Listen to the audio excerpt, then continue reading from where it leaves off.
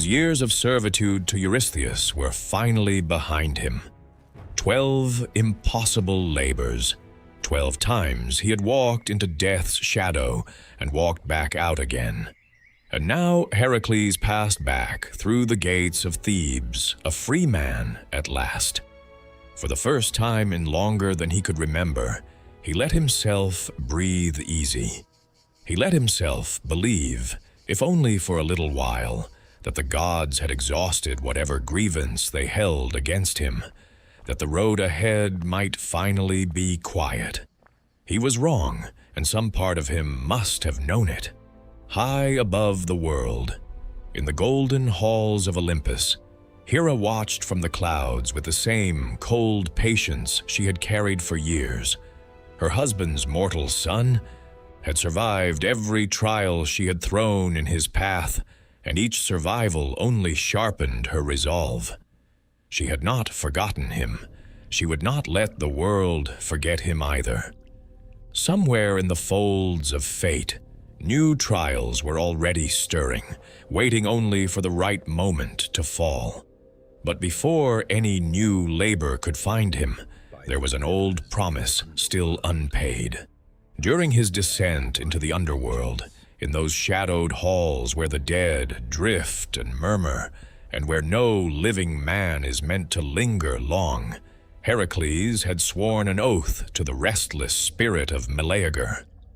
The warrior's ghost had asked for one thing only, that Heracles seek out his sister, Deianira, and take her as his wife, so that she might have a protector worthy of her.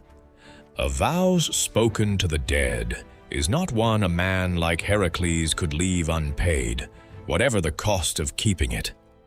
He turned from the gates of Thebes without resting, and set out at once, bound for the kingdom of Calydon in Elis, where the princess lived beneath her father's roof, unaware of the storm that was already gathering on her behalf. In Calydon, King Oeneus sat with a problem that had no easy solution. For seasons now, suitors had come from every corner of the region, hoping to win his daughter's hand. Princes bearing chariots of gold, warriors bearing tales of conquest, merchants bearing chests of rare treasure. One by one, Deianira had turned them all away, gently but firmly enough that none doubted her answer twice.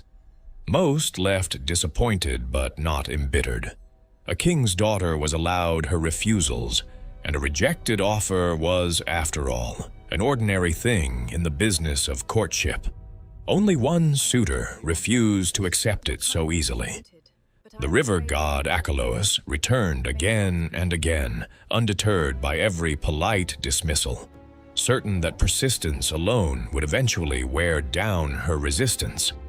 He brought gifts more lavish than any mortal could offer, waters that never ran dry, fields that flooded rich with silt each season, blessings no ordinary prince could promise. But no gift could soften what truly frightened Deianira about him. He was no ordinary man to marry. He could pour himself into the shape of a serpent gliding low and silent across the palace floor. He could rear up as a bull with lowered horns and flared nostrils, ready to gore anything in his path. He could gallop away as a wild horse, faster than any hunter could follow.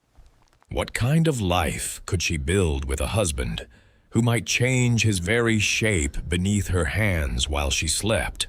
Who might wear 100 faces and none of them entirely his own? The thought made her skin crawl, and she recoiled from it every time he appeared at the palace gates. The king found himself trapped between a suitor who would not be refused and a daughter who could not be forced, with no path forward that did not end in someone's ruin. It was into this standoff, tense and unresolved, that Heracles arrived at the palace gates.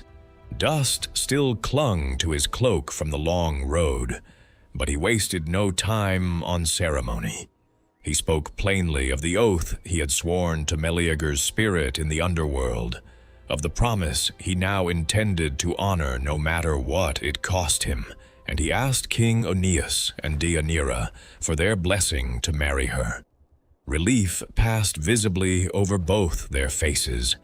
Here, at last, standing before them, dust-worn and unwavering, was a suitor Deianira did not shrink from, a man whose strength she did not fear, because it was aimed at protecting rather than possessing her. Heracles welcomed the news with nothing of the kind. He would not step aside for any man, hero or not, mortal blood or divine. He had waited too long and offered too much to watch his prize handed to a newcomer without a fight. The king found himself facing the very same impasse as before, only doubled now, with two suitors neither of whom would yield, and a daughter who could not choose for herself without provoking a god's wrath. With no peaceful path left to walk, King Aeneas made the only decision that seemed to remain. Whichever man proved the stronger before witnesses in open combat and full view of the court would win Deianira's hand, and the matter, one way or another, would finally be settled. The morning of the contest, the whole court gathered in the courtyard to watch, murmuring in anticipation of a fight no one alive had ever seen the likes of. Heracles faced his rival with open scorn, certain that a river god, ancient and boundless, had nothing at all to fear from a mere mortal, however famous his labors had made him. "Come closer, you who claim to be the son of Zeus and Alcman," he sneered, voice carrying across the stunned crowd, "and I will show this court, once and for all, what a lie your birth truly is." Heracles answered him evenly, without rising to the insult, without so much as a flicker of anger crossing his face. "I have never been one for contests fought with the tongue," he said. "Let our bodies settle what our words cannot. You will find, I promise you, that beating me is nothing at all like beating other men." The two titans came together like colliding mountains, and the ground itself seemed to shudder beneath them. They seized each other by the waist, muscles straining, veins standing out along powerful arms, each refusing to yield so much as an inch of ground. Dust rose in thick, choking clouds around their feet as they wrestled back and forth across the courtyard, the crowd falling utterly silent, transfixed. 3 times Heracles caught Heracles in a hold that should have ended the match outright, driving him to the very edge of defeat, and 3 times the river god twisted, wrenched, and slipped free at the last possible instant, refusing to fall, refusing to admit what both of them already knew was coming. On the 4th attempt, Heracles finally drove Heracles down and pinned him hard against the earth, bearing down with such crushing, immovable weight that every effort to rise only broke him lower again, grinding him deeper into the dust. Cornered now, with no honest escape left and the crowd sensing the end was near, Heracles reached for the one weapon that had never once failed him before, the power to change his very shape. In an instant, he poured himself into the form of a serpent, hoping to slip free through the narrow, slippery coils of a much smaller body, hoping speed and cunning could succeed where brute strength had already failed. But Heracles did not so much as flinch. He seized the serpent by the neck the very moment it appeared, his grip absolute, unshakable. "I have known serpents since before I could even walk," he said, calm as still water even as the coils thrashed and tightened around his forearm. "I strangled 2 of them in my cradle when I was barely old enough to grip a rattle, and you, mighty river god, are only one." The crowd gasped as one, remembering the old story of the infant who had crushed the life from two monstrous snakes sent to kill him in his sleep. Heracles thrashed uselessly in that iron grip, already searching, desperately, for some other way out of the trap he had made for himself. Desperate now, humiliated before the entire court, Heracles shifted again, pouring himself into the form of a raging bull, hoping sheer size and momentum might succeed, where speed and cunning had already failed him twice. Heracles caught him by the horns without so much as flinching, planting his feet and holding firm against the charge. "I have tamed lions, not merely bulls," he told him, voice steady even as the beast strained against his grip. "Do you not remember the fire-breathing bull of Crete, the one that scorched fields black wherever it walked?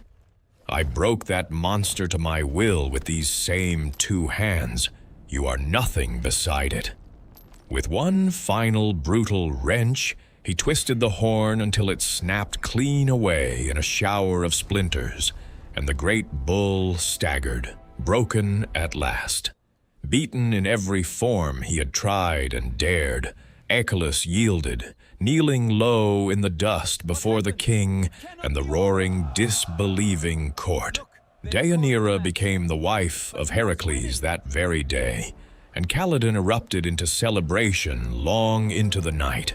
Torches lit along every wall, wine poured without measure, the whole kingdom giddy with relief that a contest so long and so fiercely fought had finally found its end. For a time, the couple lived peacefully in King Oeneus's palace, and it seemed at last as though Heracles had earned himself a season of quiet after so many years of blood and labor. But peace rarely lingered long around him, and fate always seemed to find some new, cruel way to remind him of it. During a feast held in the great hall, with laughter and firelight filling every corner of the room, a small boy of the royal household named Eunomus, son of the nobleman Architeles, was carrying a basin of water meant for washing the guests' feet. He stumbled, the way any small child might stumble, carrying something too heavy, too full, across a crowded floor, and the hot water splashed across Heracles without a trace of malice or intent behind it. Startled by the sudden shock of heat, reacting before thought could catch up to instinct, Heracles struck out. One open-handed blow, nothing that should have troubled a grown man, nothing that would have left so much as a bruise on anyone his own size. But the force of it, gentle as Heracles believed it to be, even as his hand moved, proved far, far too much for so small and slight a body to bear. The child fell, and in the sudden, terrible silence that swallowed the hall whole, he did not rise again. Once more, Heracles had taken a life, this time entirely by accident, without a single moment's malice, without any intent at all beyond a startled reflex. But the law of the land made no such distinction between accident and cruelty.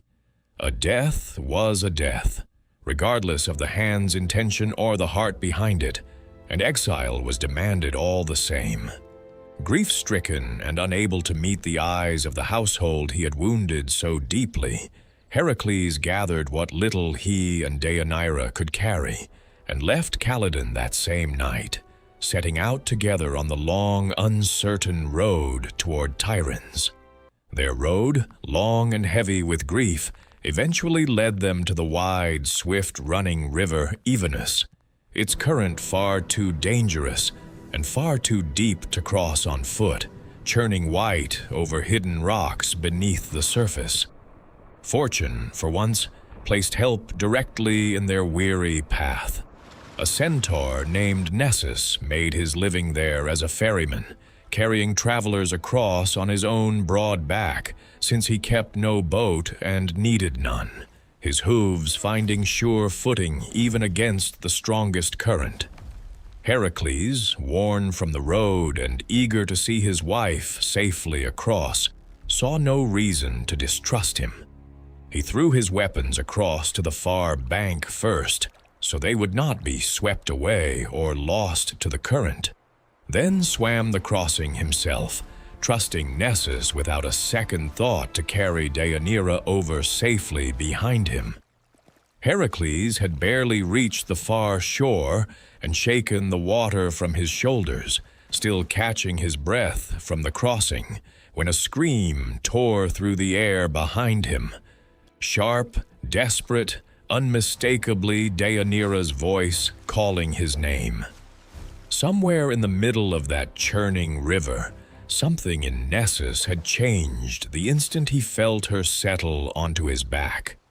Struck by her beauty, seized by a hunger he had no intention of resisting, he abandoned the crossing entirely without a moment's hesitation, turning and racing away with her in the opposite direction, carrying her further from her husband with every passing second, instead of toward the bank where he waited. Heracles did not hesitate, not even for a single heartbeat. He drew his bow in one fluid motion, nocked an arrow tipped in the venom of the Hydra. Poison so potent it had never once failed to kill whatever it touched, and let it fly across the water with deadly precision. It struck true, sinking deep into the centaur's body, and almost instantly the poison began spreading through him, black and merciless, draining his strength with every frantic, failing heartbeat. Knowing that death had already found him, that nothing in this world could undo what was already racing through his veins, Nessus turned to Deianira with the very last of his breath, his voice dropping to something soft and urgent, and, though she could not know it yet, utterly deceitful. "Do not believe I meant to bring you harm," he told her, each word costing him more than the last. "I only wish to free you from a husband who does not deserve the love you offer him so completely. For Heracles will one day betray the faithfulness you have shown him. Mark my words, however far off that day may seem to you now. Fate would not allow me to finish what I set out to do, but let me leave you one gift before the dark takes me. Take a little of my blood now, while there is still time left to take it, and keep it hidden away somewhere safe. If ever your husband's heart should wander from you, soak a garment in it and give it to him to wear, and his love will return to you fierce and true, exactly as it was on the very day you were wed."